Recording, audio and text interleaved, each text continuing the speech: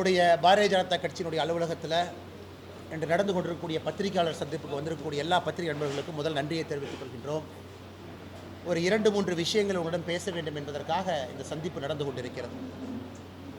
அன்பு சொந்தங்களே, நேற்று தமிழகத்தில் எல்லா நம்முடைய காலை செய்தித்தாளில் முதல் பக்கத்தில் நம்முடைய தமிழகத்தினுடைய முதலமைச்சர் ஒரு பக்க விளம்பரத்தை கொடுத்துருந்தாங்க. கலைஞர் கைவினை திட்டம் அப்படின்னு ஒரு திட்டத்தை அறிமுகப்படுத்தி மத்திய அரசு கொண்டு வந்திருக்கக்கூடிய திட்டத்தை அப்படியே எடுத்து அதில் எந்த மாற்றமும் செய்யாமல், குறிப்பாக அதனால் உண்மையாலுமே நம்முடைய கைவினை கலைஞர்களுக்கு ஒரு பிரச்சனை ஏற்படுத்தக்கூடிய ஒரு திட்டமாகத்தான் அதை நம்முடைய முதலமைச்சர் அவர்கள் கொண்டு வந்திருக்கிறார். இது பாரத பிரதமர் நரேந்திர மோடி ஐயா கொண்டு வந்திருக்கக்கூடிய விஸ்வகர்மா திட்டத்திற்கு நேர் எதிரான ஒரு திட்டம் மட்டுமல்ல, நிச்சயமாக விஸ்வகர்மா சமுதாயத்திற்கும் கைவினை கலைஞர்கள் எல்லோருக்குமே ஒரு பிரச்சனை ஏற்படுத்தக்கூடிய திட்டமாக தமிழக பாரதிய ஜனதா கட்சி அதை பார்க்குது. பிரதமர் அவர்கள் கொண்டு வந்திருக்கக்கூடிய விஸ்வகர்மா திட்டத்தில் 18 வயசுக்கு மேல் இருக்கக்கூடிய விஸ்வகர்மா சமுதாயத்தில் 5 சமுதாயமும் 13 இதர சமுதாயமும் 18 சமுதாயம், அவர்களுக்கு 18 வயசுக்கு மேல் இருக்கிறவங்களுக்கு 3 லட்சம் ரூபாய் வரை அவர்களுக்கு மானியம், வட்டியில்லா கடன், அவர்கள் தொழில் தொடங்குவதற்கான உபகரணங்கள், ட்ரைனிங்கான பயிற்சிக்கான செலவு எல்லாம் கூட அதில் இருக்குது. மாநில அரசு கொண்டு வந்திருக்கக்கூடிய திட்டத்தில் 35 வயசுக்கு மேலே, மத்திய அரசுடைய திட்டம் 18 வயசுக்கு மேலே, மாநில அரசு கொண்டு வந்திருக்கக்கூடிய திட்டம் 35 வயசுக்கு மேலே இது உங்களுக்கு செயல்படுத்தப்படுங்கிறாங்க.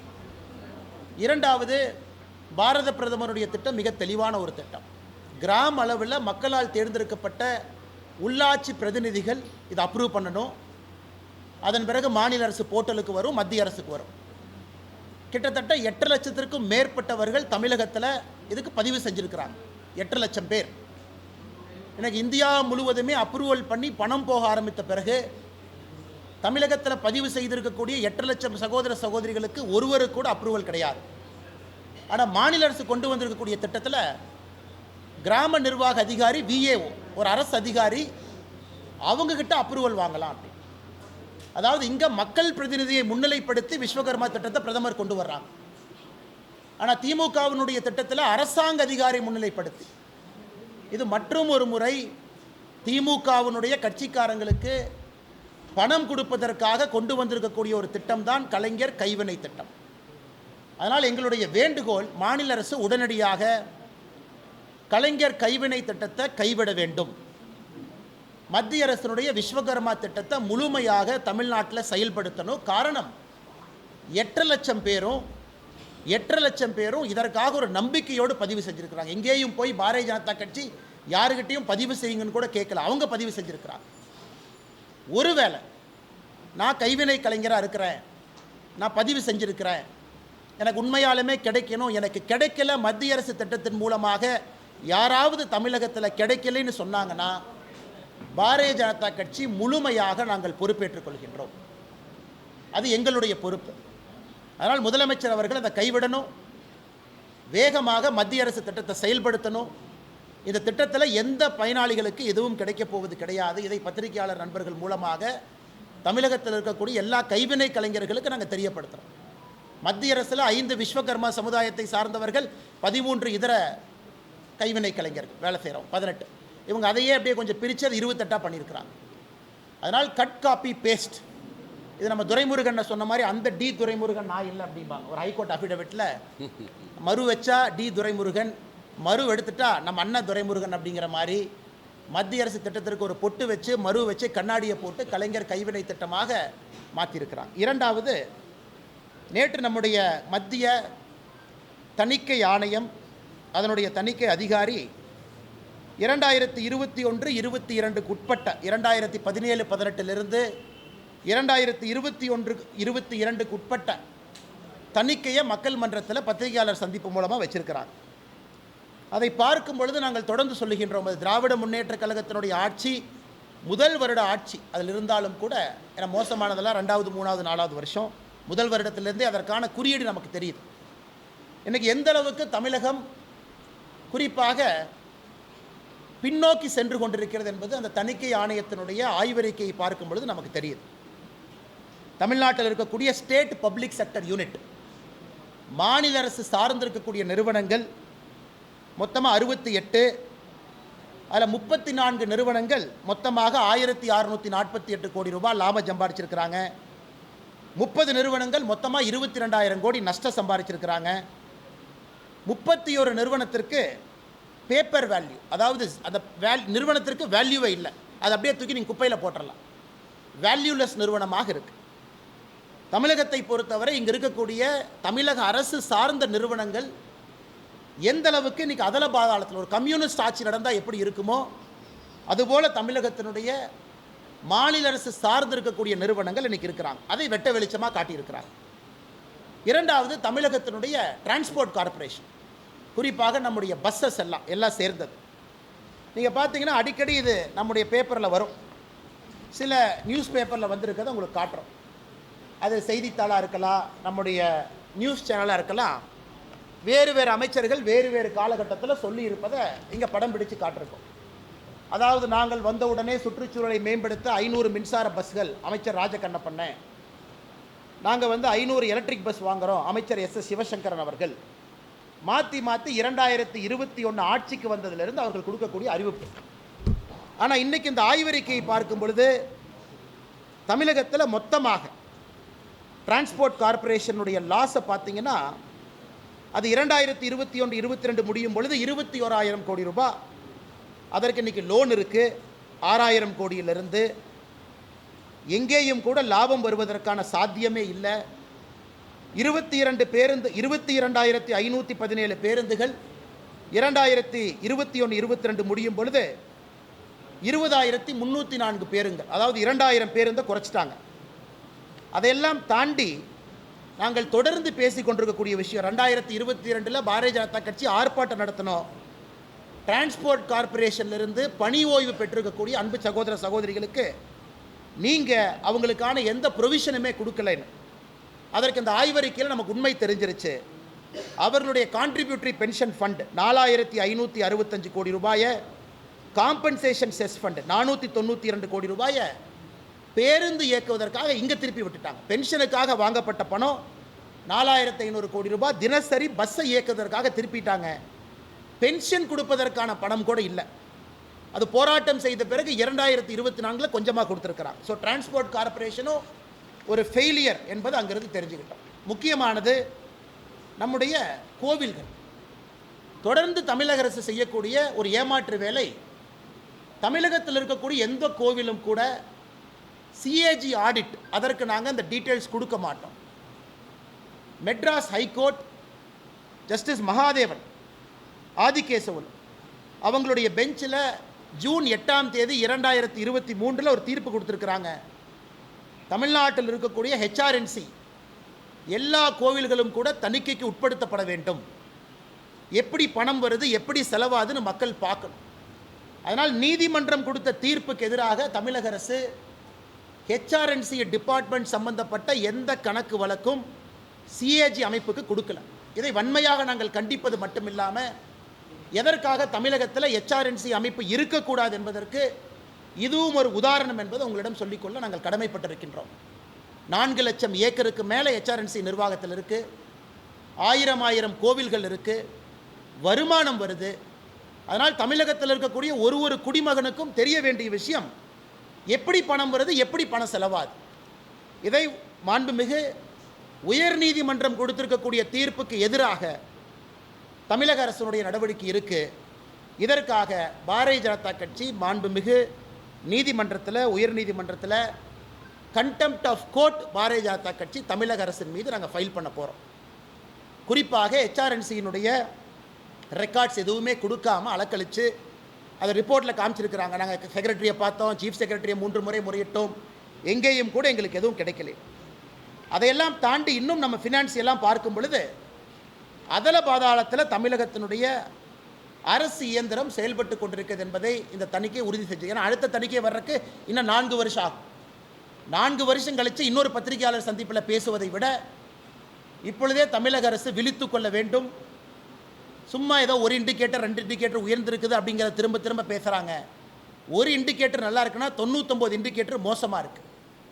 அதனால் இன்றைக்கி நம்முடைய மீடியா நண்பர்களுக்கும் அன்பான வேண்டுகோள், இந்த சிஏஜி ரிப்போர்ட்டை நீங்கள் கொஞ்சம் நல்லா அனலைஸ் பண்ணி உங்களுடைய சேனலில் செக்டார் வைஸாக நீங்கள் போடணும். ஹெல்த் எப்படி இருக்குது, எஜுகேஷன் எப்படி இருக்குது, சோஷியல் செக்டர் எப்படி இருக்குது, ஒரு டிபார்ட்மெண்ட்டும் எப்படி இருக்குது, உயர்ந்திருக்கா தாழ்ந்திருக்கா என்பதையெல்லாம் நீங்கள் உங்களுடைய பத்திரிகை சேனல் மூலமாக, பிரிண்ட் எலக்ட்ரானிக் மீடியா மூலமாக நீங்கள் மக்களுக்கு எடுத்து காட்ட வேண்டும். நாங்கள் உங்களுக்கு சில விஷயங்களை மட்டும் குறிப்புகளை கொடுக்குறோம், நீங்கள் அதை டீட்டெயிலாக எடுத்துகிட்டு செல்ல வேண்டும் என்பது எங்களுடைய ஆசை.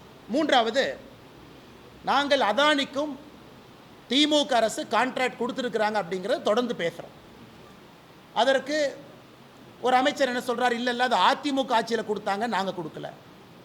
அதற்கு நாங்கள் சொல்கிறோம், இல்லை நீங்கள் ஆட்சிக்கு வந்த பிறகு மறுபடியும் நீங்கள் கொடுத்துருக்குறீங்களே, கமுதி சோலார் பவர் பிளான்ட்டுக்கு நீங்கள் கொடுத்துருக்குறேன்னு.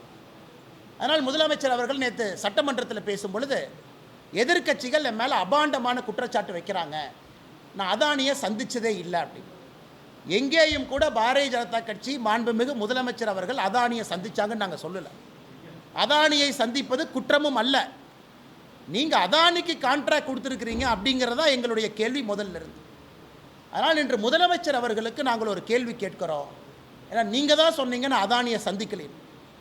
நாங்கள் உங்களுடைய மருமகனும் அதானி அவர்களும் சந்திச்சாங்க அப்படிங்கிற குற்றச்சாட்டு வைக்கிறோம். உங்கள் சார்பாக உங்களை சார்ந்திருக்கக்கூடிய ஐஏஎஸ் அதிகாரிகள், பர்சனல் செக்ரட்டரி, பிரைவேட் செக்ரட்டரி, இவர்கள் அதானி நிறுவனத்தை சார்ந்த அதிகாரிகளை சந்திக்கிறாருன்னு சொல்கிறோம். போன வாரமும் சந்திப்பு நடந்திருக்கு. உங்கள் மருமக சந்திக்கிறாரு, உங்களை சுற்றி இருக்கக்கூடிய அதிகாரிகள் சந்திக்கிறாங்க. இப்போவும் அதானி அவர்களை சந்திப்பது தப்புன்னு நாங்கள் சொல்ல, நீங்கள் சொன்னதுக்காக சொல்கிறோம். அதனால் உங்களுடைய மருமகன் சந்திக்கிறது நீங்கள் சந்திக்கிற மாதிரி தானே. உங்கள் மருமகன் சந்திக்கவே இல்லைன்னு நீங்கள் சட்டமன்றத்தில் நாளைக்கு சொல்லுவீங்களா? சபரீஷன் அவர்கள் இதுவரை அதானி நிறுவனத்தை சார்ந்த யாரையும் ஒரு லீலா பேலஸ் ஹோட்டல்லையோ அவருடைய வீட்டிலையோ சென்னையில் இன்னொரு இடத்துல சந்திக்கவில்லை என்று சொல்லட்டும், சந்திச்சார், நாங்கள் ப்ரூஃப் கொடுக்குறோம். அதனால் முதலமைச்சர் அவர்கள் இந்த திசை திருப்புற வேலையை விட்டுட்டு பாரதிய ஜனதா கட்சி அதானின்னு அவருடைய எம்பிக்கெல்லாம் அங்கே போய் கூக்கூரில் இருறாங்க. நாங்கள் தமிழக பாரதிய ஜனதா கட்சி சொல்வது, நீங்கள் அதானி கான்ட்ராக்ட் கொடுத்துருக்குறீங்க, அது நல்ல விதத்தில் கொடுத்தீங்களா, நல்ல விதத்தில் கொடுக்கலையான்னு மக்கள் மன்றத்தில் வைங்க. அதனால் அதானியை சந்திக்கவில்லை என்று மடை மாற்றக்கூடிய முயற்சியை முதலமைச்சர் அவர் கைவிடணும்.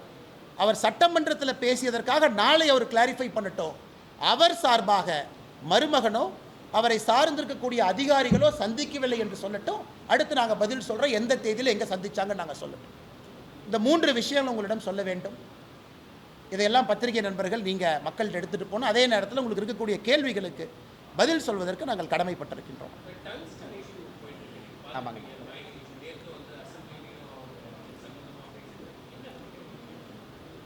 நாம் எங்கள் பாரதிய ஜனதா கட்சியினுடைய நிலைப்பாடு, எங்களுடைய மாவட்டத்தினுடைய தலைவர்கள், பாரதிய ஜனதா கட்சியினுடைய அந்த பகுதியினுடைய தலைவர்கள் எல்லாம் விவசாய நண்பர்களை சந்தித்து பேசிகிட்டு இருக்காங்க.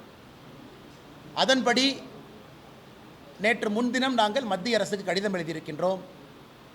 இதுபோல் என்ன கடிதத்தில் சொல்லியிருக்கோம் அப்படின்னா, விவசாயிகளுடைய கோரிக்கையை ஏற்று அங்கு வரக்கூடிய மாலிபெட்னம், டங்ஸ்டன், அந்த மைனிங்கை மத்திய அரசு ரத்து செய்ய வேண்டும் என்பது பாரதிய ஜனதா கட்சி அதிகாரப்பூர்வமாக நாங்கள் தெரிவித்திருக்கின்றோம். நாளை காலை புதுடெல்லியில் கட்சியின் சார்பாக நானும் அண்ணன் எல் முருகன் அவர்களும் கிஷன் ரெட்டி அமைச்சர் அவர்கள் அலுவலகத்தில் சந்திக்கிறோம். நிச்சயமாக ஒரு நல்ல செய்தியோடு வருகின்றோம். நீங்கள் நல்லா பார்த்தீங்கன்னா அதற்கு எங்களுடைய தவறு எங்கேயும் கிடையாது. தொடர்ந்து நாங்கள் பேசிக்கொண்டிருப்பது, திமுக அரசு பிப்ரவரியில் ஒரு இங்கிலீஷ் பத்திரிகையில் ஆர்டிக்கல் வருது, மாநில அரசை சார்ந்த அதிகாரிகள் மத்திய அரசுக்கு இன்புட் கொடுத்துருக்குறாங்க, இந்த டங்ஸ்டன் எடுப்பதற்கான சாத்தியக்கூறுகளை பற்றி பேசியிருக்காங்க. இன்றைக்கி முதலமைச்சர் அவர்கள் சட்டமன்றத்தில் வெள்ளை அறிக்கை தாக்கல் செய்யட்டும். மாநில அரசு சார்பாக எந்த அதிகாரியுமே பேசலை, எந்த அதிகாரியும் மத்திய அரசுக்கு இன்புட்டே கொடுக்கல அப்படின்னு அவங்க சட்டமன்றத்தில் சொல்லட்டும். அதை வைத்து ஒரு ஆங்கில பத்திரிகை ஒரு அதிகாரியை கோட் பண்ணி எழுதியிருக்கிறாங்க. அந்த ஆங்கில பத்திரிகையினுடைய பேர் நான் சொல்ல விரும்பலைங்கன்னா அது எல்லாத்துக்கும் தெரியும். அவங்க ஸ்டோரி எழுதியிருக்கிறாங்க பிப்ரவரியில். 10 மாதம் கழித்து இன்னைக்கு இதை பிரச்சனையாக எழுப்புவதற்கு காரணம் என்ன? பாரதிய ஜனதா கட்சி எப்போதும் விவசாயிகளோடு இருக்கின்றோம். பிரச்சனை உருவாக்கியது திமுக. மத்திய அரசு ஜார்க்கண்ட் உட்பட தமிழகம் உட்பட டங்ஸ்டன் மைனிங் எல்லாம் கொடுத்துருக்குறாங்க. அதனால் விவசாய நண்பர்கள் கேட்டுக்கொண்டதற்கு இணங்க நாங்கள் பாரதிய ஜனதா கட்சி மத்திய அரசு கடிதம் எழுதியிருக்கின்றோம். சட்டமன்றத்தில் எங்களுடைய சட்டமன்ற குழு தலைவர் அண்ணன் நயினார் நாகேந்திரன் அவர்கள் சட்டமன்றத்தில் பேசியிருக்கிறாங்க. அதனால் நல்ல முடிவோடு நாங்கள் வருகின்றோம். அது நிச்சயமாக விவசாய பெருமக்களுடைய குரலை எப்பொழுதும் மோடி அவங்க கேட்பாங்க. இந்த முறையும் அது நடக்கும்.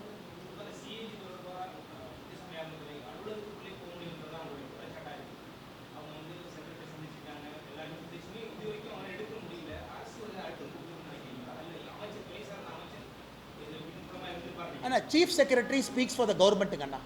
ஒரு மாநிலத்தினுடைய தலைமைச் செயலாளர் முதலமைச்சருக்காக அவருடைய நடவடிக்கை எப்பொழுதுமே இருக்கும். தலைமைச் செயலாளருடைய நடவடிக்கை முதலமைச்சருடைய நடவடிக்கைக்கு வேறு நம்ம சொல்ல முடியாது. Chief secretary speaks for the chief minister. 2 முறை தலைமைச் செயலாளரை சந்தித்து சிஏஜி முறையிட்டிருக்கிறாங்க. 2 முறையும் கூட தலைமைச் செயலாளர் அதற்கு ஒப்புக்கொள்ளவில்லை என்றால் திமுக ஆட்சிக்கு வந்த பிறகு மாண்புமிகு உயர்நீதிமன்றம் ஜூன் 6, 2023 அவங்க தீர்ப்பு கொடுத்திருக்கிறாங்க. Justice Mahadevan, justice Adikesavan. அப்படி இருந்து இவர்கள் மதிக்கவில்லை என்றால் எதையோ மறைக்க முயற்சிக்கிறாங்க. அது தெல்ல தெளிவாக தெரியுது, வெட்ட வெளிச்சமாக தெரியுது. எதையோ மறைக்க முயற்சிக்கிறீங்க? நீங்கள் ரெண்டல் இன்கம் எங்கிருந்து வருது, யார் கொடுக்குறாங்க, இதை கண்டுபிடிச்சிருவாங்கன்னா? இல்லை ஆளுங்கட்சிக்காரங்க கையில் கோயில் நிலம் இருக்கிறத கண்டுபிடிச்சிருவாங்களா? இல்லை ஆளுங்கட்சிக்காரங்க ₹1 வாடகை கொடுக்கறத கண்டுபிடிச்சிருவாங்களா? அதனால் எதை மறைப்பதற்காக முதலமைச்சர் நேர்மையாக இருந்தால், அரசு நேர்மையாக இருந்தால் தணிக்கை பண்ணிவிட்டு வெள்ளை அறிக்கை கொடுக்கலாமே. பாருங்கள், நல்லபடியாக கோயில் நடத்துகிறோம். இந்த பாஜக சும்மா சொல்கிறாங்க. நல்லபடியாக கோயில் நடத்தி இருந்தால் எதற்காக நீங்கள் அதை மூடி நாங்கள் தணிக்கைக்கே வரமாட்டேன்னு சொல்லணும்? 2 முறை அந்த துறையினுடைய உயரதிகாரி செயலாளரை பார்க்குறாங்க, 2 முறை தலைமைச் செயலாளரை பார்க்குறாங்க. அப்படி இருந்தும் கூட அவர்களுக்கு அந்த இன்புட் கிடைக்கவில்லை என்றால் திமுக அரசு எதையோ மறைக்கிறாங்க. அதில் எந்த மாற்று கருத்தும் இல்லை. அதனால்தான் contempt of court Bharatiya Janata கட்சி நாங்கள் செல்ல இருக்கிறோம்.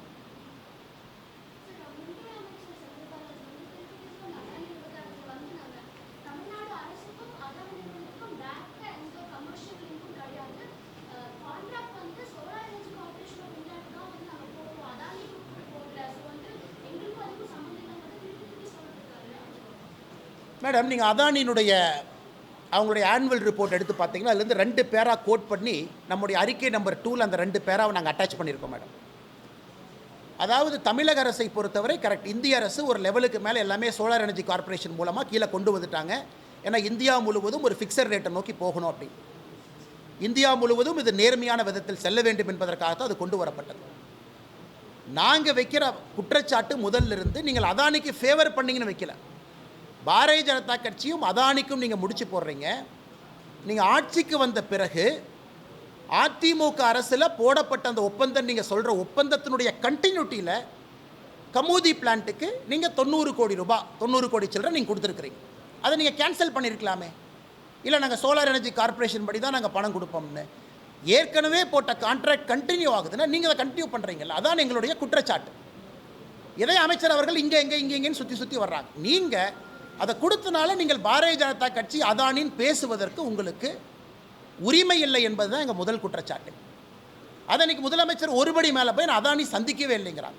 அதானியை சந்திப்பது தப்புன்னு நாங்கள் எப்பவுமே சொல்லிங்க. ஏன் தமிழகத்தில் அம்பானி அவர்கள் திருமண அழைப்புதல் கொடுத்த பொழுது முதல் ஆளாக இங்கிருந்து ஓடி போனது யார்? துணை முதலமைச்சர் போனாங்க. அம்பானி அவர்கள் துணை முதலமைச்சருக்கு மட்டும் இன்விடேஷன் கொடுக்கலீங்க, எனக்கு இன்விடேஷன் கொடுத்தாங்க. பாரதிய ஜனதா கட்சி மாநில தலைவருக்கும் வீட்டுக்கு வந்து அம்பானி நிறுவனத்தினுடைய உயரதிகாரிகள் இன்விடேஷன் கொடுத்துட்டு தான் போனாங்க. எதற்கு நான் பப்ளிக்கில் சொல்கிறேன் அப்படின்னாங்க, ஓடி போய் நான் இருக்கேன். அதனால் நீங்கள் அதானி அம்பானி பாரதிய ஜனதா கட்சின்னு எதற்கு சொல்ல வேண்டும்? ஒருத்தவங்க வருவாங்க, எல்லாத்தையும் பார்ப்பாங்க, பரஸ்பரம் ஒரு நட்பு மெயின்டைன் பண்ணுவாங்க. அந்த வந்தால்தான் ஒரு நாடு வளர்ச்சி அடையும், ஒரு மாநில வளர்ச்சி அடையும். அது தவறு கிடையாது. நீங்கள் போங்க பாருங்கள். நாங்கள் சொல்வது பாராளுமன்றத்தில் எதற்காக நீங்கள் டிஷர்ட்டை போட்டுட்டு அதானி பிஜேபி ஏகே, அதானி மோடி ஏகேன்னு எதற்கு கனிமொழி அவர்கள் அங்கே ஆர்ப்பாட்டம் நடத்தணும்? நீங்கள் தமிழகத்தில் எல்லா கான்ட்ராக்டையும் கேன்சல் பண்ணிடுங்க. பண்ணிவிட்டு நீங்கள் பேசுங்க, உங்கள் குற்றச்சாட்டுக்கு நாங்கள் பதில் சொல்கிறோம். நாங்கள் முதலிருந்து சொல்வது உங்களுடைய இரட்டை வேடத்தை தான் முதலிருந்து சொல்லுகின்றோமோ தவிர வேறு எதையும் நாங்கள் சொல்லவில்லை.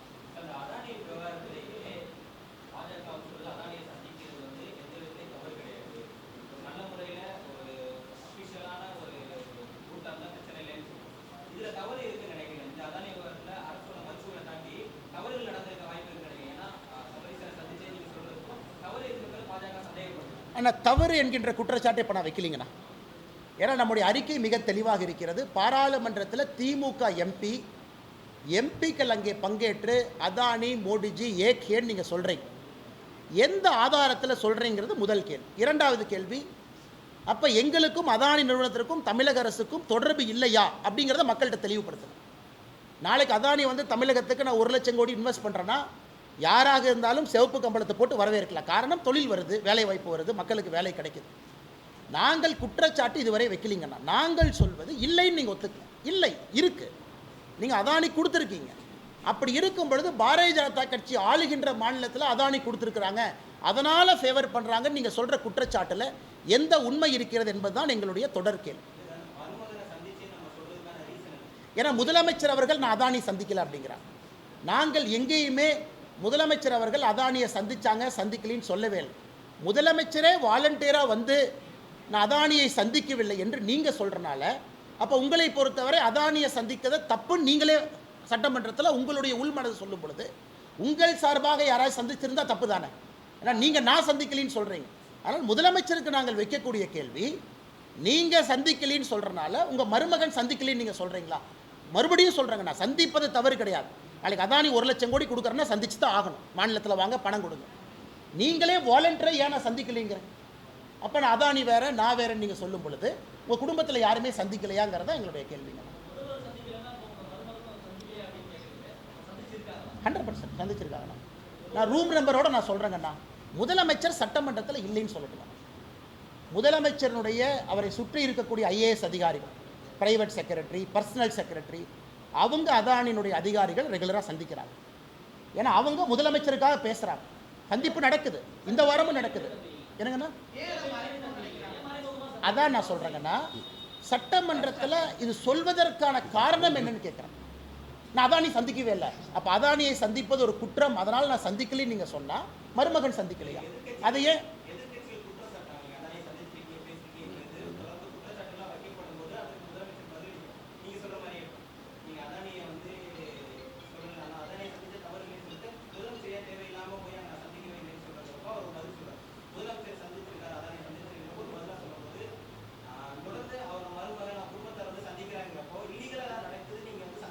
அண்ணா இப்போதைக்கு அதுக்குள்ளே நாங்கள் போக விரும்பலைங்கண்ணா. அதுக்குள்ளே நாங்கள் போகலை. முதலமைச்சரையா வாலண்டியராக வந்து நான் சந்திக்கலைன்னா அமெரிக்காவில் ஒரு கோர்ட்டில் அங்கே இருக்கக்கூடிய அரசு நிறுவனம் ஒரு சார்ஜ் ஃபைல் பண்ணியிருக்காங்க. குறிப்பாக தமிழகம் அதில் குறிப்பிட்டிருக்காங்க. அதில் தமிழகத்தினுடைய மின்சார கொள்முதலை குறிப்பிட்டிருக்கிறாங்க. இங்கே நடந்திருக்குன்னு சொல்கிறாங்க. பாரதிய ஜனதா கட்சியினுடைய தொடர் குற்றச்சாட்டு, உங்களுக்கு அது ஜூரிஸ்டிக்ஷன் இல்லைங்கிறது நம்ம குற்றச்சாட்டு. அமெரிக்காவிலேருந்து நீயே எங்களுக்கு சொல்கிறேன், அது உங்கள் ஜூரிஸ்டிக்ஷனே கிடையாது. எங்கள் நாட்டில் பிரச்சனை இருந்தால் நாங்கள் அதை பார்த்துக்கிறோம். யார் வேணாலும் ஒரு மெட்ராஸ் ஹைகோர்ட்டில் கம்ப்ளைண்ட் கொடுக்கட்டும், தமிழ்நாட்டில் டிவிஎஸ்சியில் போய் கம்ப்ளைண்ட் கொடுக்கட்டும், நாங்கள் விசாரிக்கிறோம். அதுதான் நம்மளுடைய அந்த குற்றச்சாட்டு. முதலமைச்சர் வாலண்டியராக வந்து இல்லை இல்லை இல்லைன்னு சொல்கிறது தான் நீங்கள் கேட்பது போல் சந்தேகம் எழுதா அப்படின்னு கேட்குறீங்க. நான் முதலமைச்சருக்கு சொல்கிறது, நீங்கள் சட்டமன்றத்தில் மக்கள் மன்றத்தில் நான் சந்திக்கலின்னு நீங்கள் சொல்கிறீங்க. உங்கள் மருமகன் சந்திச்சிருந்தா அப்போ நீங்கள் குற்றத்தை ஒப்புக்கிட்டீங்களா? ஏன்னா நீங்கள் தான் அதை மறைக்க பார்க்குறீங்க. நான் அந்த குற்றங்கிற பாயிண்ட்டுக்கே போலிங்கண்ணா. ஏன்னா தொடர்ந்து டிஐபிஆர் ஸ்டேட்மெண்ட் இஷ்யூ பண்ணுறாங்க. நாங்கள் எந்த கான்ட்ராக்ட் கொடுக்கல, கான்ட்ராக்ட் கொடுத்துருக்கீங்க. அப்படி இருக்கும் பொழுது பாரதிய ஜனதா கட்சியும் அதானியும் உங்களுடைய எம்பிக்கள் பாராளுமன்றத்தில் எதற்காக சம்பந்தப்படுத்தி அமளி தொழிலே ஈடுபடுகின்றார்கள் என்பதுதான் எங்களுடைய குற்றச்சாட்டு.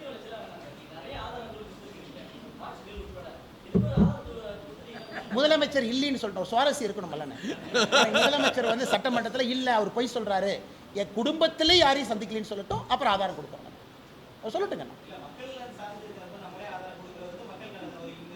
தலைவா, எத்தனை விஷயத்தை நாங்களே கொடுக்குறோம், கொடுக்காமையா பேசுகிறோம், எவ்வளோ விஷயம் கொடுக்குறோம், நிறையா கொடுக்குறோம். அவர் இல்லைன்னு சொல்லட்டும், அவர் தான் நேற்று சொன்னார். சொல்லுங்கண்ணா.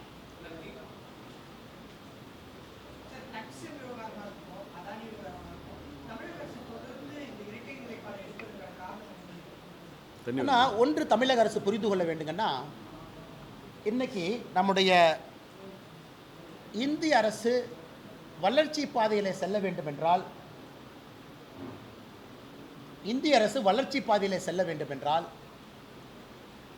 டெவலப்மெண்டல் ஒர்க்கு நடந்துதாங்க ஆகணும். அதில் மாற்று கருத்து இல்லைங்க. டங்ஸ்டன் விகாரத்தை பொறுத்த வரைக்கும் அது நியாயமான ஒரு விஷயம். காரணம், சமணர் படுகை இருக்குது, மெகாலித்திக் பரியல் சைட் 2000 ஆண்டுகள் பழமை எல்லாம் இருக்குது, அழகர்மலை பக்கத்தில் இருக்குது. ஓகேங்கண்ணா. இன்றைக்கி மத்திய அரசு எல்லா விஷயமும் கூட தமிழகத்திற்கு கொண்டு வரும் பொழுது எல்லாத்தையும் முட்டுக்கட்டை போட்டுக்கிட்டே இருந்தாங்கன்னா அது முன்னாடி போகாது. நீங்கள் ஆக்கப்பூர்வமாக என்கேஜ் பண்ணி, இல்லை பிரச்சனை இல்லாத ஒரு பகுதிக்கு மத்திய அரசை கூட்டிகிட்டு போங்க. அதெல்லாம் அவங்க சொல்லுவோம், ஆக்கப்பூர்வமான அரசியலை வைப்போம். எல்லாம் வேண்டாம் வேண்டாம் வேண்டாம்னு எல்லாம் சொல்ல ஆரம்பிச்சிங்கன்னா இந்த மாநிலத்தினுடைய வளர்ச்சி இன்னும் 10 ஆண்டுகள் கழித்து எங்கே போய் நிற்கும் என்பதுதான் எங்கள் கேள்வி. எதுவுமே வேண்டாம், உள்ளே வராதிங்க, அது ஒரு ஆக்கப்பூர்வமான ஒரு போக்கு கிடையாது. சரி, டங்ஸ்டன் வந்தாங்க, பிப்ரவரிலேயே சொல்லியிருக்கலாம் இங்கே வேண்டாம், வேறு இடத்த பாருங்கள், வேறு இடத்த மேப் பண்ணுங்கள், அது ஆக்கப்பூர்வமான ஆலோசனை. இன்றைக்கி பிரச்சனையான பிறகு 10 மாதம் கழித்து நாங்கள் முதல்லிருந்து விரோதம் அப்படின்னா அதான் நாங்கள் கேட்குறோம். உங்கள் அதிகாரிகள் பேசவே இல்லையா? வெள்ளை அறிக்கை சட்டமன்றத்தில் கொடுங்க, அதிகாரிகள் பேசி இருக்கின்றாங்க. இல்லாட்டி மத்திய அரசு பொய்யான செய்திக்குறிப்பு கொடுப்பாங்களா? மத்திய அரசுடைய செய்திக்குறிப்பில் தமிழக அரசு எங்கிட்ட பேசுனாங்கன்னு அவங்க சொல்கிறாங்க. அப்போ மத்திய அரசு பொய் சொல்கிறாங்களா? கிடையாது. அதனால் முதலமைச்சர் அவர்கள் ஒரு ஸ்டாண்ட் எடுங்க, டெவலப்மெண்ட்டாக நோ டெவலப்மெண்ட்டாக, அந்த டெவலப்மெண்ட் எந்த மாதிரி. ஸோ நீங்கள் போராட்டம் வெடிக்குது, அதன் பிறகு நான் ஸ்டாண்டை மாற்றுறேன் அப்படிங்கிறது ஒரு நல்ல முதலமைச்சருக்கு அழகு கிடையாது.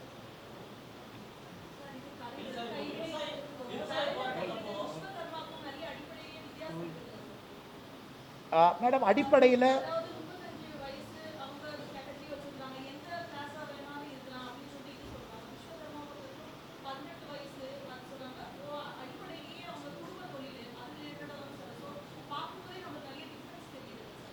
மேடம் இங்கே பாருங்கள், 18 வயசு தமிழக அரசுக்கு நான் கேள்வி கேட்குறேன். 18 வயசுலேருந்து 35 வயசு வரைக்கும் நீங்கள் சொல்லியிருக்கக்கூடிய இந்த 28 தொழில் ஒரு சகோதரன் சகோதரி செய்கிறாருன்னா ஏன் நீங்கள் லோன் கொடுக்கல?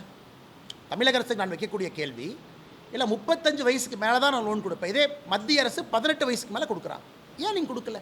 சரி, நான் வந்து இந்த குலத்தொழில் குற்றச்சாட்டு சொல்கிறேன், அப்போ 18 வயசு நீங்கள் வச்சுருக்கலாமே.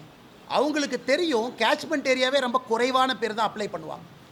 இதில் 8,52,000 பேர் அப்ளை பண்ணியிருக்காங்கன்னா அது ஒரு 3 லட்சம் 4 லட்சம் தான் பண்ணுவாங்க. இரண்டாவது, மத்திய அரசை பொறுத்தவரை எங்கேயும் குலத்தொழில்னு சொல்லிங்க மேடம், பேரலெல்லாம் உங்களுக்கு முத்ரா கடன் இருக்குது. முத்ரா கடன் யாருக்கும் மத்திய அரசு இல்லை என்று இதுவரை சொல்லவே இல்லை. இந்தியாவில் முத்ரா கடன் திட்டத்தில் அதிக பயனாளிகள் தமிழ்நாடு இருக்காங்க. இந்த 8 லட்சம் பேர் இதில் பயன்படுத்தும். இதில் யாராச்சும் இல்லாமல் இருந்தாங்கன்னா முத்ரா கடன் திட்டம் இருக்குது, அதில் பயன்படுத்தும். எதற்காக ஒரு அரசியலுக்காக தடுக்கின்றீர்கள் என்பது எங்கள் கேள்வி. இதே ஆர்கியூமெண்ட்டை தமிழக அரசுக்கு வைக்கிறோம். ஆதி திராவிட டெவலப்மெண்ட் கார்பரேஷன், அதில் என்ன சொல்கிறீங்க? ஆதி திராவிட இளைஞராக இருந்தால், யூத்தாக இருந்தால் முடி திருத்தக்கூடிய ட்ரைனிங் கொடுக்குறீங்க வேலைவாய்ப்போடு, அயன் பாக்ஸ் ட்ரைனிங் கொடுக்குறீங்க, அது குலத்தொழில் இல்லையா? இது தமிழகத்தினுடைய ஆதி திராவிட டெவலப்மெண்ட் கார்பரேஷன் நடத்தக்கூடிய திட்டம். தமிழகத்தினுடைய புதிய கல்விக் கொள்கை ஜஸ்டிஸ் சந்துரு, அதில் என்ன சொல்கிறீங்க? மீனவர்களுடைய குழந்தைகளாக இருந்தால் தட்டச்சு பயிற்சி சொல்லிக் கொடுக்குறோம், அது குலத்தொழில் இல்லையா? அதனால் நாங்கள் கேட்பது, இதை குலத்தொழில்னா இதை ஏன் குலத்தொழில் இல்லைன்னு நீங்கள் சொல்கிறீங்க? இன்றைக்கி யாராவது வந்து இல்லைங்க ஐயா நான் கயிறு திரிக்கிறேன், நான் எனக்கு லோன் வராமல் இருக்குன்னு குற்றச்சாட்டு சொன்னாங்கன்னா அவர்களுக்கு முத்ரா திட்டத்தில் இருக்குது.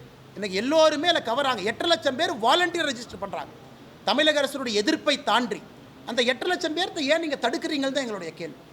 அதே நேரத்தில் உங்களுடைய அமைப்புகள் நடத்தக்கூடிய ட்ரைனிங்கும் இது போல் இருந்தால் அதையும் குலத்தொழில் நாங்கள் குற்றச்சாட்டு சொல்கிறோமே, அதையே நீங்கள் ஏற்றுக்க மாட்டீங்க.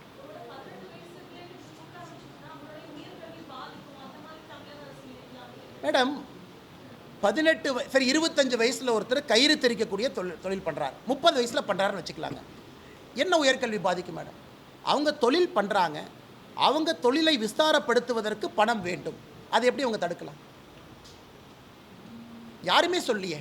சரி, அவங்க உயர்கல்வி பாதிக்கும்னா ஒன்றும் இல்லைங்க, வாங்கிருங்க, கட்டிருங்க, உயர்கல்வி போகிறப்போ உயர்கல்விக்கு போங்க. இந்த கடன் வாங்குவதால் உயர்கல்விக்கு செல்லக்கூடாதுன்னு மத்திய அரசு எங்கேயும் சொல்லலீங்களே. இவர்களாக ஏன் அசம்ஷன் பண்ணிக்கிறாங்க, இவர்களாக எதுக்கு அரசியல் பண்ணுறாங்க அப்படிங்கிறதா எங்களுடைய கேள்வி.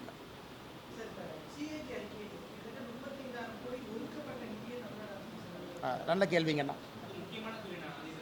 அதில் குறிப்பாக பாருங்கன்னா 1000 கோடி ரூபாய் தொடர்ந்து நம்ம வைக்கக்கூடிய குற்றச்சாட்டு, குறிப்பாக திமுக அரசுடைய முதல் ஆண்டில் SC ST சப்ளானில் பட்டியலின சகோதர சகோதரிகள், பழங்குடியின சகோதர சகோதரிகளுக்கு வந்திருக்கக்கூடிய பணத்தை 1000 கோடி ரூபாயை திருப்பி அனுப்பியிருக்காங்க, செலவே செய்யாமல் மத்திய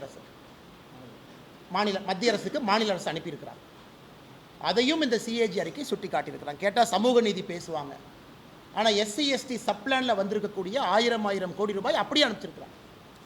அதனால் இதையெல்லாம் வாய்க்கிலேயே பேசக்கூடிய திமுக அரசு ஆனால் அது ஆரம்பம் தான். நம்ம அடுத்த ரிப்போர்ட் தான் முழுமையாக பார்க்கணும். ஆரம்பமே சரியில்லாமல் இருக்கும் பொழுது இன்னும் 3 ஆண்டுகள் கழித்ததை பார்க்கும் பொழுது நீங்கள் பாருங்கள், கடன் மட்டும் எவ்வளோ வாங்கியிருக்கோம் பாருங்கண்ணா. 2022-23க்கான கடன் பாருங்கள், 90,000 கோடி ரூபாய், 90,481 கோடி ரூபாய் 2022-23. 2018 நம்முடைய ஸ்டேட் ஜிடிபிக்கு கடன் வந்து 22%. 2022-23 அது 29% போயிடுச்சு. இன்னைக்கு மத்திய அரசினுடைய சீலிங் லிமிட்டில் தமிழக அரசு இருக்குது. அதனால் தமிழகத்தில் நாங்கள் தொடர்ந்து குற்றச்சாட்டுவது மாநில அரசினுடைய நிதி நிலைமை அதல பாதாளத்தில் இருக்குது. இவர்களை நம்பி எந்த ஆக்கப்பூர்வமான வேலையும் பண்ண முடியாது. அதனால தான் ஸ்கூல் ஒழுகுது, அதனால தான் ரோடு போடாமல் இருக்கிறாங்க, அதனால தான் மருத்துவமனையில் லைட்டு போட்டு கேண்டில் லைட்டில் செவிலியர் பிரசவம் பார்க்குறாங்க, அதனால தான் மருத்துவமனையில் நேற்று நர்ஸு ஒரு செவிலியர் ஆப்ரேஷன் பண்ண போய் ஒருத்தவங்க இறந்துட்டாங்கிற குற்றச்சாட்டு. தினமும் தமிழக அரசு மருத்துவமனையில் ஒரு பிரச்சனை வெளியே வருதுன்னா என்ன அர்த்தம்? இவர்கள் தமிழகத்தை சரியான முறையில் வழி நடத்தலை. சிஏஜி ஆய்வறிக்கை சொல்லுது. அது தினமும் கூட உங்கள் டிவியில் நீங்கள் ஒரு இஷ்யூவாக போடுறீங்க அப்படிங்கிறத எங்கள் குற்றச்சாட்டு. அதனால் நாங்கள் திராவிட மாடல்னு வாய்க்கிலே எதுக்கு பேசுகிறீங்க? எது திராவிட மாடல் என்பது எங்களுடைய தொடர் கேள்வியாக இருக்குது. வேறங்கண்ணா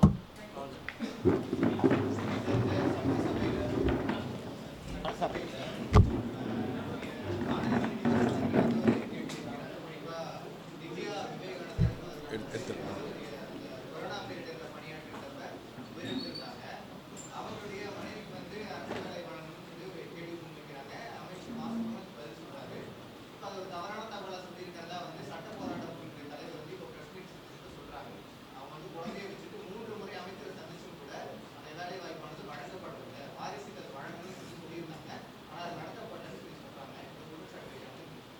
ஆனால் எனக்கு உண்மையாக தெரியலிங்கண்ணா. நான் அக்காட்ட பேசுகிறேங்கண்ணா, தெரிந்த பிறகு பதில் சொல்கிறேங்கண்ணா.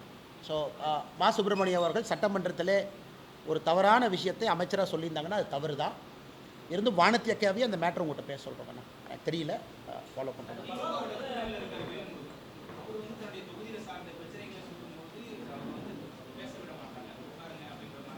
இது அட்லீஸ்ட் பத்திரிகை நண்பர்கள் நீங்கள் லைவாக பார்க்குறீங்க, நாங்கள் டிவியில் எல்லாம் பார்க்குறோம்.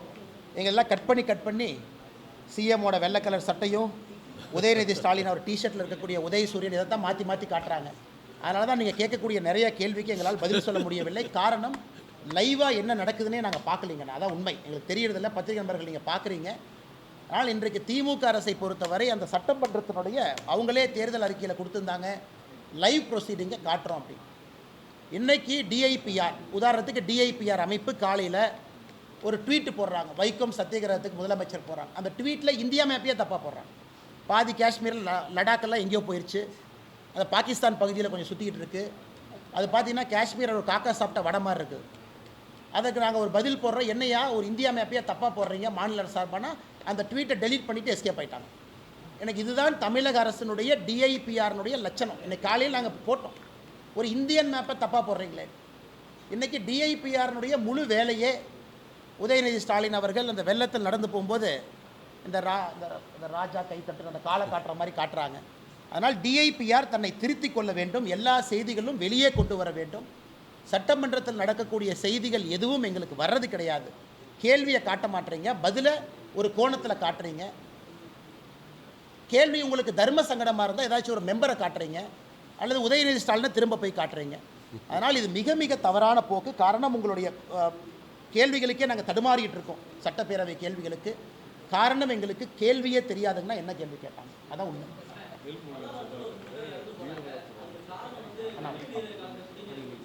அண்ணா கொஞ்சம் சத்தமாக சொல்லுங்கண்ணா. Sorry correct.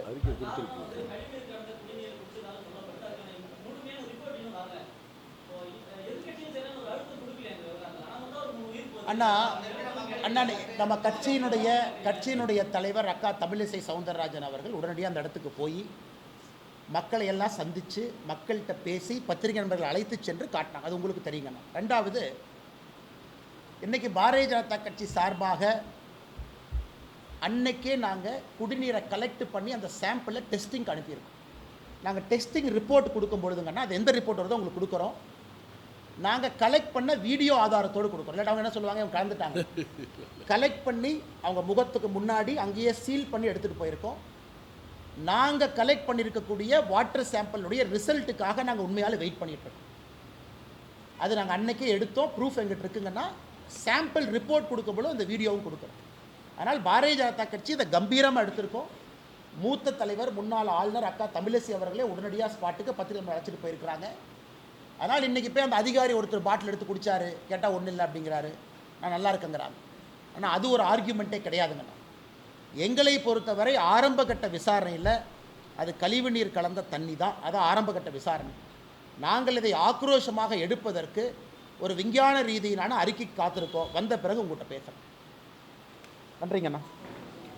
துல்லியமாக தினசரி நடப்பு நிகழ்வுகளையும் கல்வி, விளையாட்டு, அரசியல், வாழ்க்கை முறை, மருத்துவம், தொழில்துறை, சினிமா, பொழுதுபோக்கு போன்ற பல்வேறு நிகழ்ச்சிகளையும் உடனுக்குடன் காண கேப்டன் டிவி மற்றும் கேப்டன் நியூஸ் சமூக வலைத்தள பக்கங்களோடு இணைந்திருங்கள். உங்கள் வணிகத்தை கேப்டன் டிவி மற்றும் கேப்டன் நியூஸில் விளம்பரத்தின் மூலம் மேம்படுத்த விருப்பமா? உடனே கீழே கொடுக்கப்படும் எண்ணிற்கு தொடர்பு கொள்ளுங்கள்.